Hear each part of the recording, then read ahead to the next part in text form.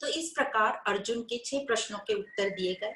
अब 7वां प्रश्न कि आत्मचिंतन करता हुआ साधक जब शरीर त्याग देता है तो मृत्यु के बाद उसका क्या होता है। अब हम सबको पता है अंतमति सोगति, मतलब अंत काल में जो उसका भाव होगा वही बताता है कि आगे उसका क्या होगा। तो हम सबको मालूम है कि जब हम कोई भी किताब भी पढ़ते हैं और आपने किताब कुछ पन्ने पढ़े और आपको नींद आ गई रात को, तो आप एक उस पे बुक मार्क लगा देते हैं ऐसे कुछ, और दूसरे दिन आप वहीं से शुरू करते हैं। तो इसी प्रकार ये जीवन है, जहां आपका जीवन एंड होगा, जैसी आपकी मन बुद्धि की परिस्थिति होगी, जैसा भाव होगा आखिरी वक्त में, जो आगे का जीवन है वहीं से शुरू होगा। पर मृत्यु के समय फेवरेबल कंडीशन बनाने के लिए हम सब क्या करते हैं, जो भी हमारे संबंधी होते हैं जब मृत्यु शैया पर रहते हैं, तो हम कुछ ना कुछ फेवरेबल कंडीशन बनाने की कोशिश करते हैं, क्योंकि हम सबको पता है कि अंतमति सो गति।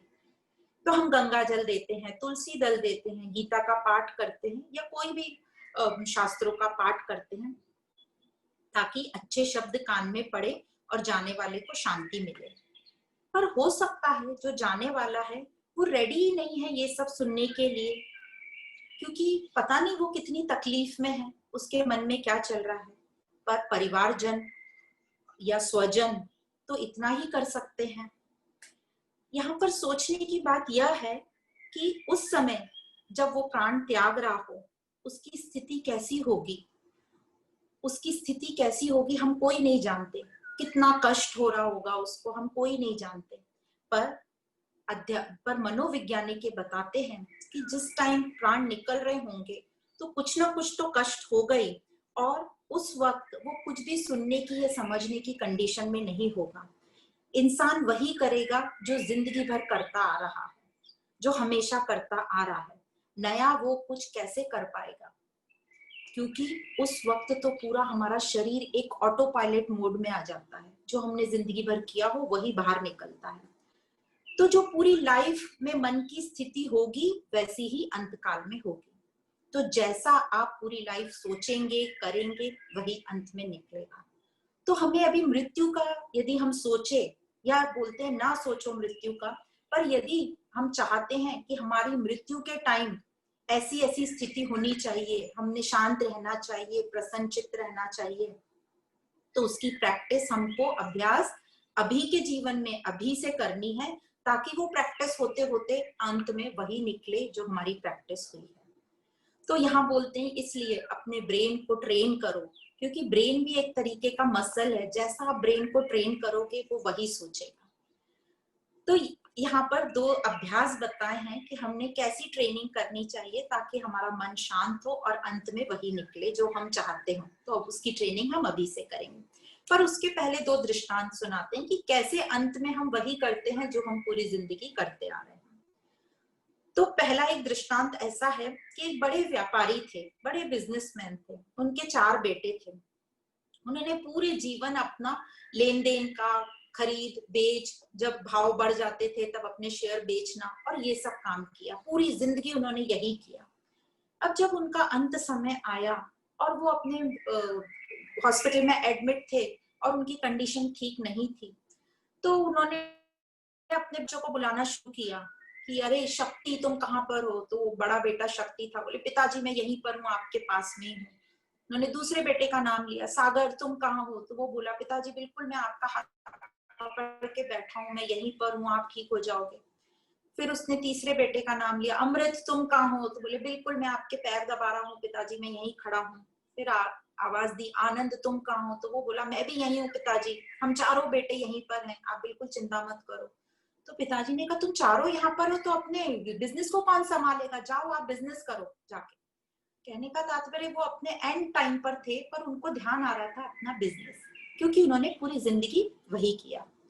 अब इसी प्रकार दूसरा एक एग्जाम्पल है, हम सब ने देखा है जो हमारे सरहद पर जवान खड़े होते हैं और जब उनका अंतिम वक्त या वो उनको कोई गोली लग जाती है और घायल हो जाते हैं और उनको पता रहता है कि अब हम बचेंगे नहीं, फिर भी उनको हॉस्पिटल जब ले जाया जाता है तो वो डॉक्टर से ये नहीं कहते कि हमें बचा लो, वो ये कहते हैं हमारी फैमिली को संदेशा देना कि हम अपने देश से बहुत प्यार करते हैं और हम सब तुमसे बहुत प्यार करते हैं, तो प्रेम का संदेशा भेजते हैं।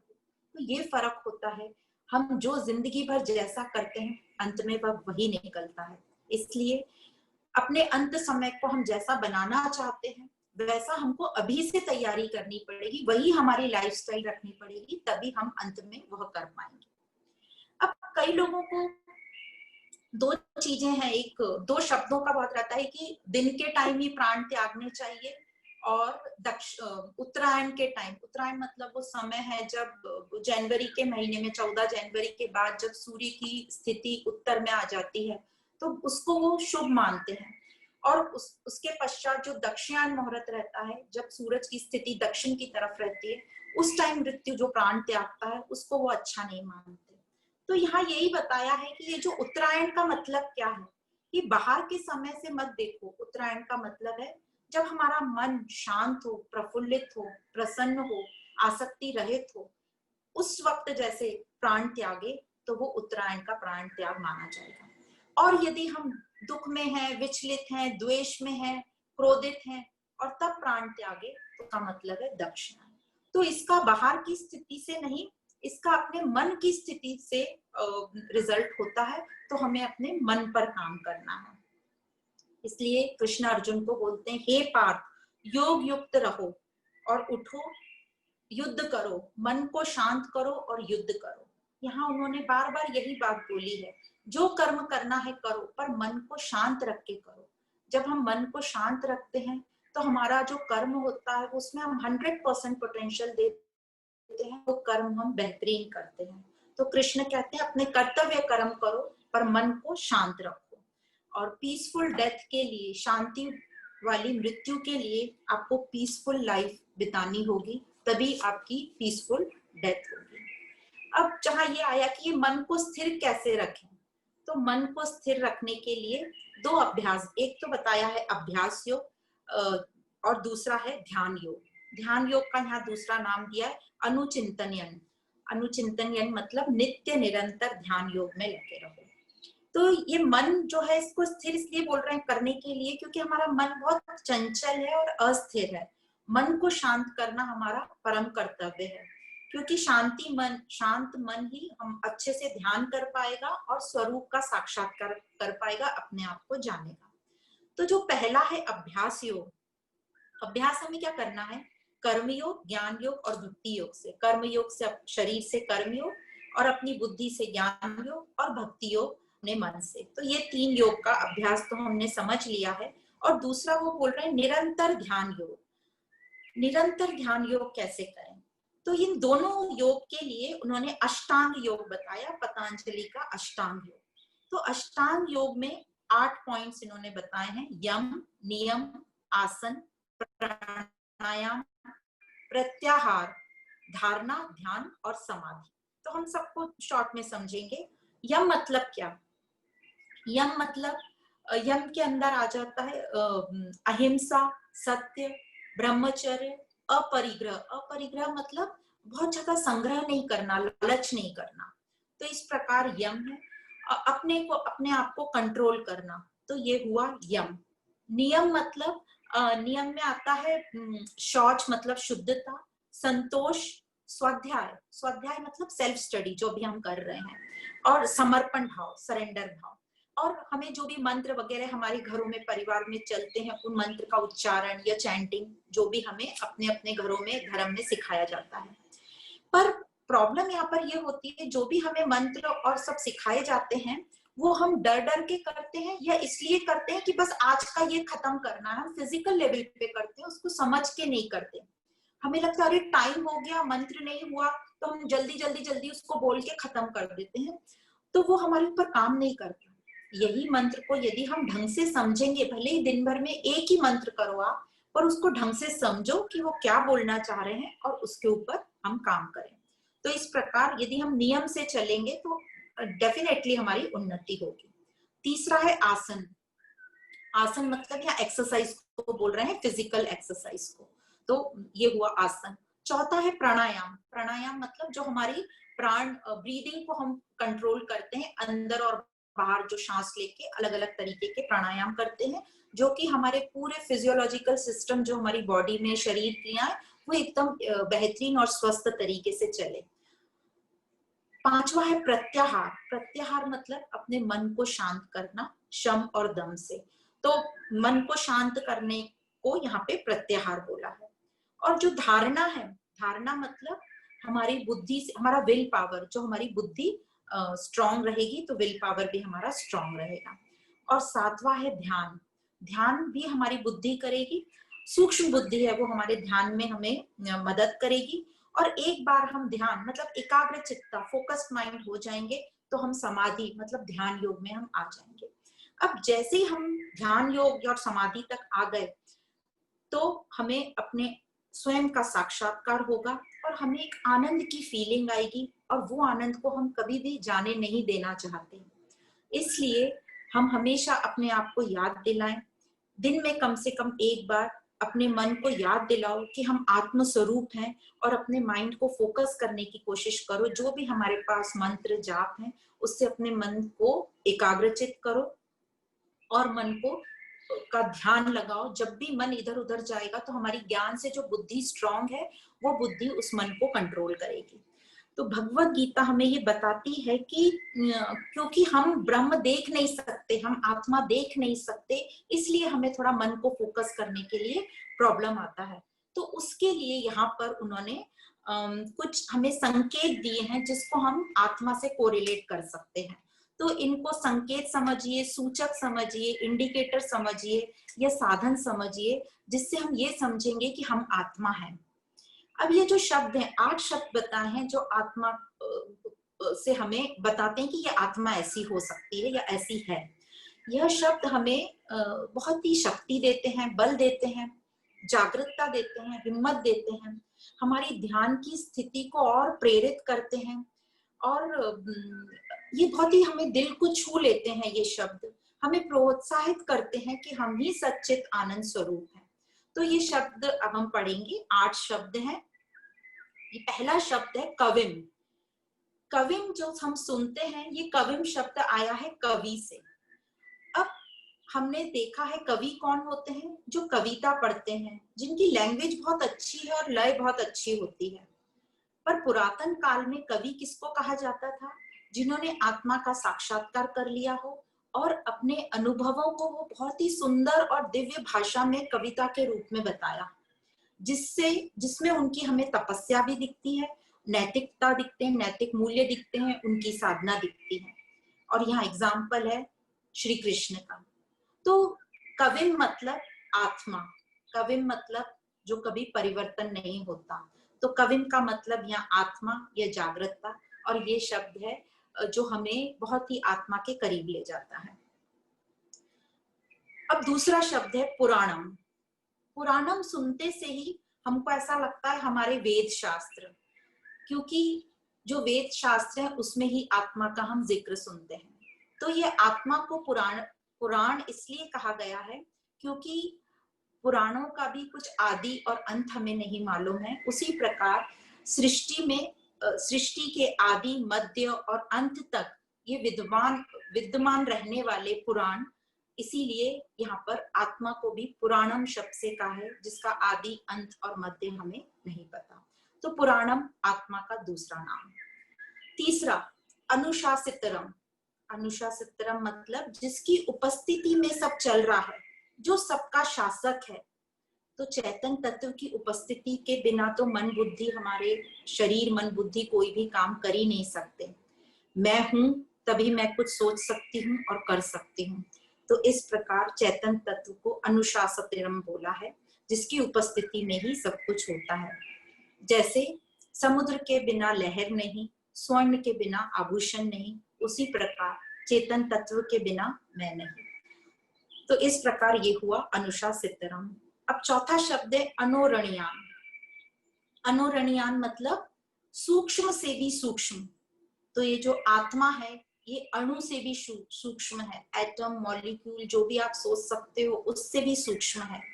और ब्रह्म विद्या में आत्मा को सूक्ष्मतम कहा गया है। मतलब आत्मा सर्वव्यापक है, हर जगह वो है, पर दिखती नहीं है।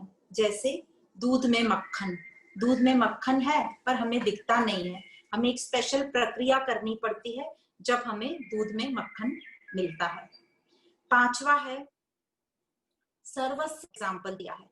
जैसा हम सिनेमा घर में स्क्रीन देखते हैं, यदि ये स्क्रीन नहीं होगी तो कितनी भी अच्छी मूवी या पिक्चर होगी, हम उसे नहीं देख पाएंगे। उसी प्रकार आत्मा जो है हमें एक अखंड जीवन का अनुभव कराती है। तो आत्मा हुई सर्वस्य धाता। छठा शब्द है अचिंतन्य। मतलब ये चिंतन हम अपने मन बुद्धि और इंद्रियों से आत्मा को नहीं जान सकते, न ही हम कोई किताब पढ़कर इस आत्मा को जाना जा सकता है। पर मैं श्योर हूं, मैं पक्का है मुझे पता कि मैं हूं, पर मैं एक्सप्लेन नहीं कर सकती कि मैं कैसे हूं। कोई यह भी नहीं कह सकता कि तुम नहीं हो। तो मैं हूं, इसमें हमें जीना है, प्रेजेंट में जीना है, वही ये बता रहे हैं। प्रेजेंट का हर क्षण आनंद से परिपूर्ण हो और प्रेजेंट ही मैं हूं। तो ये अचिंतन्य हो गया आत्मा का दूसरा नाम। सातवां नाम है आदित्य वर्णम। आदित्य जैसे हम जानते हैं सूर्य मतलब प्रकाश। तो जैसे सूर्य को देखने के लिए हमें कोई दूसरे प्रकाश की जरूरत नहीं होती, उसी प्रकार अध्यात्म में कहा जाता है आत्मा को देखने के लिए किसी और की जरूरत हमें नहीं है। वो स्वयं चैतन्य स्वरूप है, वो स्वयं प्रकाशित है। उसके जानने के लिए हमें और अन्य प्रमाण कोई नहीं चाहिए। तो इस प्रकार इस आत्मा को आदित्य वर्णम कहा गया है। और आठवां शब्द है तमस परासतात। मतलब अविद्या से परे। तमस मतलब अविद्या हो गई, अज्ञान हो गया। अज्ञान से परे, अविद्या से परे। तो आत्मा जो सबको प्रकाशित करती है, मतलब वो अविद्या से परे है। तो इस प्रकार हमने 8 शब्द पढ़े जो हमें आत्मा हमें ही दर्शाते हैं। वो सब मेरे ही सूचक हैं, यह सब मैं ही हूँ। तो हमें समझा कि हमें अलग अलग तरीके से बताने की कोशिश करी जा रही है। जो आत्मा, जो पुरुष तत्व को हम देख नहीं सकते, जो व्यापक नहीं है, हमें दिखाई नहीं देता, फिर भी है, और उसी के आधार पर हम सब चल रहे हैं, ये पूरी सृष्टि चल रही है। तो हमें अपने आप से जुड़ना है। इसका एक और बहुत सुंदर दृष्टांत है। एक आपने देखा होगा कि जब मछुआरे मछली पकड़ते हैं तो वो तालाब के किनारे बैठ जाते हैं और मछली का जाल फेंकते हैं। उनके पैर आधे पानी में रहते हैं, हाथ में जाल रहता है, और मछली को लालच देने के लिए कुछ वो लकड़ी पर कुछ खाने की चीज लगाते हैं। और जैसे हमने पढ़ा था 7वें अध्याय में कि मछली का वीक पॉइंट होता है टेस्ट। उसको खाने की कोई भी चीज दिखी तो वो जल्दी से उसको दौड़ती है लेने के लिए। तो उसी प्रकार ये जब मछुआरा जाल फैलाता है तो क्या होता है पानी के अंदर, जैसे ही मछलियों को समझ में आ जाता है कि जाल फैलाया गया है, तो उसमें अलग अलग तरह की मछलियां, मतलब सब समझने की तरीके अलग अलग होंगे और स्पीड अलग अलग होगी। तो जो मछलियां एकदम चातरक हैं, होशियार हैं, उनको समझ जाता है कि जाल फेंका गया है पकड़ने के लिए, तो वो क्या करती हैं, वो जल्दी से तैरकर उस मछुआरे के पैर के पास चली जाती हैं, क्योंकि पैर के पास जाल नहीं रहता है। कुछ मछलियां ऐसी होती हैं जो जाल में आने के बाद उनको समझ में आता है तो वो किसी तरह बाहर निकल जाती हैं। और तीसरी होती हैं जो अज्ञानवश वहीं आलस के कारण पड़ी रहती हैं और जाल के अंदर आ जाती हैं। तो बची कौन सी मछलियां? जो मछलियां उस मछुआरे के पैर के पास चली गई, मतलब जो अपने आप से जुड़ गए या जो परमात्मा को समर्पित हो गए, वो बच गए और बाकी लोग पकड़ में आ गए। तो इस प्रकार हमें अपने आप से जुड़े रहना है, अपने मालिक से जुड़े रहना है, तो हम आनंद में रहेंगे, बचे रहेंगे और शांति में रहेंगे। तो इस प्रकार ये दृष्टांत हमें अच्छे से समझाता है कि कैसे हमें अपने आप से बचे रहना है, जुड़े रहना है, तो बचे रहेंगे और आनंद में रहेंगे। और हमें हमारे सभी शास्त्रों का भी यही कहना है कि अपने से जुड़ो, अपने को जानो।